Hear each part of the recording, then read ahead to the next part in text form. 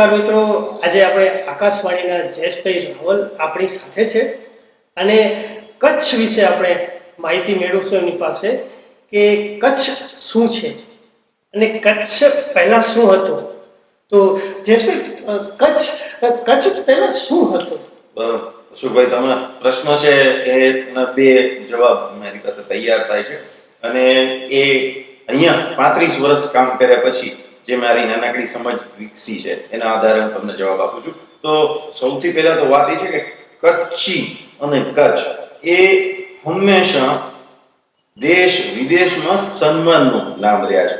તમે જુઓ કે વિશ્વમાં જ્યારે ગુલામીનો વેપાર બંધ કરાવવાનો હતો ત્યારે બીજા કોઈથી કામ ન થયું. કચ્છના રાવે વેપારીઓને કીધું કે હવે કોઈએ ગુલામોનો વેપાર ન કરવો. એટલી બધી કચ્છીની વિદેશ વ્યાપાર ઉપર પકડ. અહીંયા લખપત બંદર વનવે 180 વર્ષ પહેલા ધરાવતું અને લખપત એનું નામ જ એટલે હતું કે એમાં ટેક્સની રોજની 1 લાખ રૂપિયાની ત્યારે 1 લાખ કોરીની આવક હતી. એ સમયે 180 વર્ષ પહેલા. અને 180 વર્ષ પછી આજે જ્યારે માંડવીમાં કે ભુજમાં કે ગાંધીધામમાં વનવે હોય તો માની શકાય, પણ લખપત ગામમાં વનવે હતા કે તમારે જવું પડે. તો એટલો વિકાસની વાત હતી. માંડવી અને મુન્દ્રાનો પણ એટલો જ મોટું નામ હતું એક સમયે. ત્યાર પછી આઝાદી પછી કરાચીના રિપ્લેસમેન્ટમાં કંડલા બંદર આવ્યું અને મને લાગે છે કે છેલ્લા 70-75 વર્ષથી જ્યારથી જેટલો સમય કંડલા બંદરનો થયો છે એ તમામ સમય દરમિયાન કોઈક ને કોઈક સ્વરૂપે ભારતના એક અગ્રણી બંદર તરીકે, મેજર પોર્ટ તરીકે એને સન્માનનું સ્થાન અપાવ્યું. એટલે ધંધો ત્યાંથી આપણને આવે છે. જ્યારે મુંબઈની વાત કરીએ ને તો મુંબઈમાં કચ્છ કરતા કદાચ વધુ કચ્છીઓ છે અને કચ્છી ભાષા તમને મુંબઈમાં આવડતી હોય ને તો જાણે પાસપોર્ટ છે તમારી પાસે બિઝનેસ કરવાનો. વચ્ચે હું કહીશ કે સર, મુંબઈ કચ્છવાસી શું કામ ગયા? ઓપોર્ચ્યુનિટીનો અભાવ હતો અહીંયા. અને કચ્છીઓના ખમીરની વાત કરીએ છીએ આપણે, પણ કચ્છીઓને જ્યારે તક નથી મળી ત્યારે એને તક ઊભી કરી છે અને બનાવી છે. તો આજે ખાલી મુંબઈ તો આપણે જાણીતું થઈ ગયું છે એટલે, પણ દેશભરના કોઈ પણ મેજર સિટીના દાણા બજારમાં, બે મેજર બજારોમાં જાશું ત્યાં કચ્છીઓ છે. એમાં મ્યુઝિકની વાત કરો, ઉદ્યોગની વાત કરો, દરેક વસ્તુમાં છે. આ વાતથી આપણા બેકગ્રાઉન્ડ કે આવા બેકગ્રાઉન્ડથી આપણે આવીએ છીએ. વસ્તી 22-23 લાખની, પણ માણસો પાસે એક કેરેલા રાજ્ય જેટલો વિસ્તાર છે. એટલે હવે આ ઉગતા સૂર્યનો દેશ છે. કેમ કે એમ તો જુઓ તો આપણે ઉગતા સૂર્યનો દેશ નથી, પણ હવે ઉદ્યોગની દ્રષ્ટિએ ભારતમાં, ગુજરાતમાં વિચારીએ તો ભારતને 2047 સુધીનું મેન્ડેટ છે કે આપણે ત્યાં સુધીમાં $10 ટ્રિલિયન ઇકોનોમી બનાવવી, મોટામાં મોટી. હવે આના માટે આપણે મેન્યુફેક્ચરિંગ સેક્ટરમાં મોટા આવવા જોઈએ. મેન્યુફેક્ચરિંગ સેક્ટર આપણને વધુ કામ આપશે, જ્યાં આપણે થોડાક પાછળ છીએ. સર્વિસ સેક્ટરમાં આપણે વિશ્વના લીડરમાંથી એક છીએ. બરાબર. ખેતી છે ને, જે માણસો આપણને અગાઉ કહેતા હતા ને કે ખેતી, આપણે ભારત ખેતી પ્રધાન દેશ છે, જે ભણતા હતા ને ભૂગોળનો જવાબ લખીએ ત્યારે લખતા હતા, પણ એકચ્યુઅલી ભણેલા લોકો સમજે છે ખેતી પ્રધાન એટલે ગરીબ દેશ. ખેતીને અવહેલનાની વાત નથી, પણ આપણે પ્રધાનમાં એવા હોવા જોઈએ કે આપણે સર્વિસ સેક્ટર અને મેન્યુફેક્ચરિંગ સેક્ટરમાં ઇક્વલ અને 10%થી નીચે, 5%થી નીચે ખેતીમાં હોવા જોઈએ. આપ તમે કઈ કહેતા હતા? કચ્છ છે ને ઘણી આપણે અહીંયા આપણે સુરજબારીનો પુલ નીકળે એટલે કચ્છ આમ વિખૂટો પડેલો લાગે. એ મને હજી સુધી સમજાયું નથી. કચ્છ વિખૂટો છે ને છતાં ભેગો શું કામ નથી? એક પોતાની એક ભૌગોલિક પરિસ્થિતિ છે, વિશેષ ભૌગોલિક પરિસ્થિતિ, અને એક બહુ મોટો વિસ્તાર છે. ખેતીમાં પણ આપણે દૂધમાં આપણે સૌથી આગળ છીએ. એક બહુ મોટો વિસ્તારમાં છે, પણ દૂધમાંથી ડેરી ઉદ્યોગ તરફ જવામાં હજુ આપણે જેમ કે ખેડા છે કે બીજા કોઈ દેશની ગુજરાતના વિસ્તારો છે નથી, પાછળ છે. સાબરવાળા આપણાથી આગળ છે. પણ આપણે બીજી વાત કરીએ કે આવડો મોટો વિસ્તાર છે, ખનીજોનો ભંડાર છે. આપણી પાસે ખૂબ મોટા પ્રમાણમાં તાંબુ છે, એલ્યુમિનિયમ છે, બીજા ખનીજો છે, સિમેન્ટ માટેના આવશ્યક ખનીજો છે, અઢળક વિસ્તાર છે. ઇવન હમણાં આપણે બિન પરંપરાગત વીજળીના સ્ત્રોતો શરૂ કર્યું છે. તો આરી સેક્ટર ખાવડા પાસે આપણે વિશ્વમાં ગણતરીમાં લઈ શકીએ એવડો મોટો સોલર પ્લાન્ટ છે. ખૂબ મોટા પ્રમાણમાં પવનચક્કીઓ, એટલે કે હવે આપણે જોઈએ ને પવનચક્કી ને સોલર પ્લાન્ટ, એને કારણે વીજળી ખૂબ મોટા પ્રમાણમાં આપણે ઉત્પાદન કરી રહ્યા છીએ. ખૂબ મોટા પ્રમાણમાં આપણી પાસે વિસ્તાર ખાલી પડ્યો.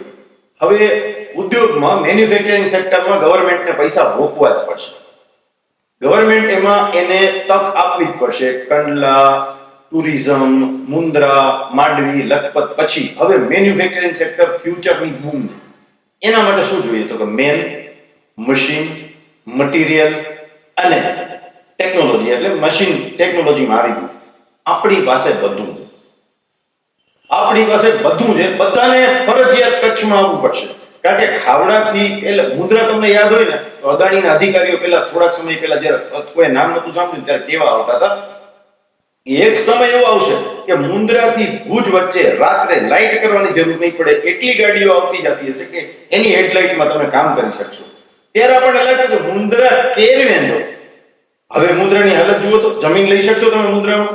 નહીં લઈ શકો. આખો રસ્તો સરસ થઈ ગયો છે. એક મને વાત બીજી કરી છે વચ્ચે કે ભૂકંપની આપણે થપાટ લાગી છે.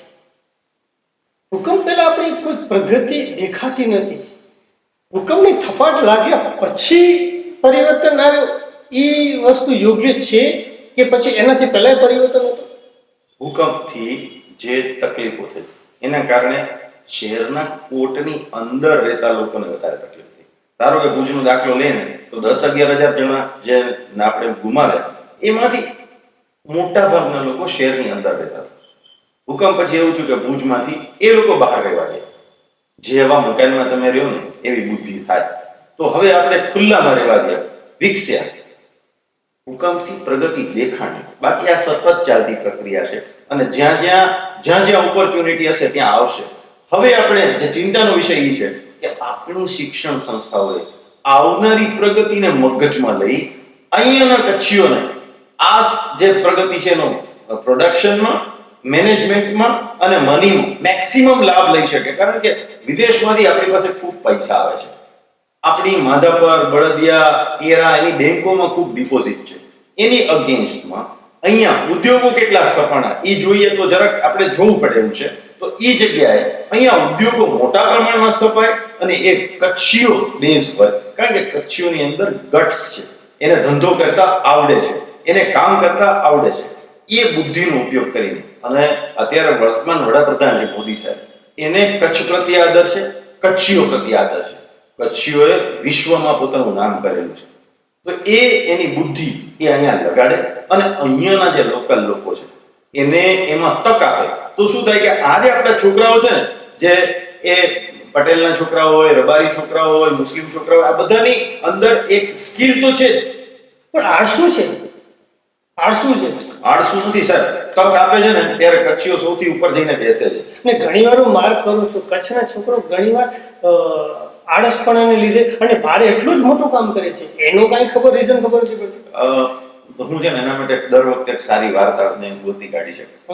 એક રબારીનો છોકરો હતો જે ઘેટા ચરાવતો હતો અને ઘેટા ચરાવતો હતો ને એ થાકી ગયો એટલે બપોરે એ એક ઝાડ નીચે આરામ કરતો હતો. પગ જરાક એક પગ ઉપર બીજો પગ ચડાવીને ત્યાંથી એક સાધુ નીકળ્યો. એને એનો પગ જોયો. એને કીધું કે એના પગમાં કાળું લાખું હતું. એને ગરમ ચીપીઓ કરી એને લાખા ઉપર ડામ દીધો. લાખું ખરી ગયું. એટલે છોકરો ચીસ પાડીને બેઠો થઈ ગયો કે મહારાજ તમે આ શું કર્યું મારા પગ સાથે? એટલે એમ કીધું કે તું છે ને કચ્છનો રાજા બનવા માટે, મહારાવ બનવા માટે સર્જાયેલો છે. આ લાખું તારા નસીબમાં આટલું આવતું. એમ એ છોકરો એટલે જમાદાર ફતેમાબાદ. આપણા છોકરાઓ છે ને એ બધાના અંદર એક મોટો લીડર બનવાનું, ફતેમાબાદ બનવાનું, રાજા બનવાની એ શક્યતાઓ છે, શક્તિ. હવે એના નસીબ આડવા ભણતરનું જે લાખું છે ને એ આપણે દૂર કરવાનું છે. એને ભણતા કરવાના છે. બીજું કે મનમાં જે જરાક શંકા છે ને કે આ છોકરાઓ કરી શકશે કે નહીં કરી શકે એ શંકા દૂર કરવાની છે. એનામાં વિશ્વાસ મૂકવાની જરૂર છે. આપણા જે યુવાનો છે ને એનો ખૂબ શક્તિ છે, એને ખૂબ તાકાત અને ખૂબ પ્રોત્સાહન મળે ને તો એ કદાચ ભારત માટે વિકાસનું એન્જિન બની શકે ને એવો નવો કોઈ વિસ્તાર હોય ને તો ભારતમાં બીજો કોઈ ઓપ્શન નથી. આટલી ક્યાંય જગ્યા નથી, આટલી ક્યાંય સ્કિલ નથી, આટલા ક્યાંય ખનીજો નથી.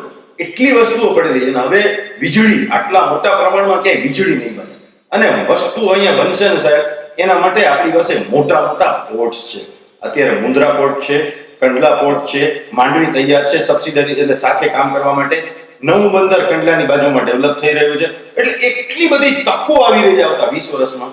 તો કચ્છના લોકોને પણ એમ કહીશ કે આ તકને જોઈને આનો લાભ લઈએ ને એવું ન થાય કે કાલે તમે એમ કહો કે ભાઈ આ તક હતી ને અમે તો જાગ્યા નહીં, તે દી અમને કીધું હોત તો અમે મુદ્રામાં જમીન લઈ લીધી હોત, તે દી અમે કીધું હોત ને અમે ખાવડામાં જમીન લઈ લીધી હોત. હજી લેવા જેવી છે, હજી તમે ડેવલપ કરી શકો છો, ટુરિઝમમાં હોટલ બનાવી નાખી પછી બળતરા ન કરજો. આવતા 20 વર્ષ આપણા, ઓછામાં ઓછા 20 વર્ષ અહીંયા કામ કરો, જેટલું કામ કરશો એટલું સોનું નીકળશે, એવું મારો મત છે. કચ્છ વિશે ઘણી બધી સરસ જયેશભાઈએ વાતો કરી. પહેલાનું કચ્છ, ભૂકંપ પછીનું કચ્છ અને હવે જે પ્રગતિમાં જાય છે એ કચ્છ, આપણે એના સાથે વિચારવું પડશે ને નવજુવાની અને ખાસ વિચારવાની તક છે કે મસ્ત વિચારે અને ડેવલપ કરે. થેન્ક યુ જયેશભાઈ, સરસ અમને તમે ટાઈમ કાઢ્યો, વેરી નાઇસ.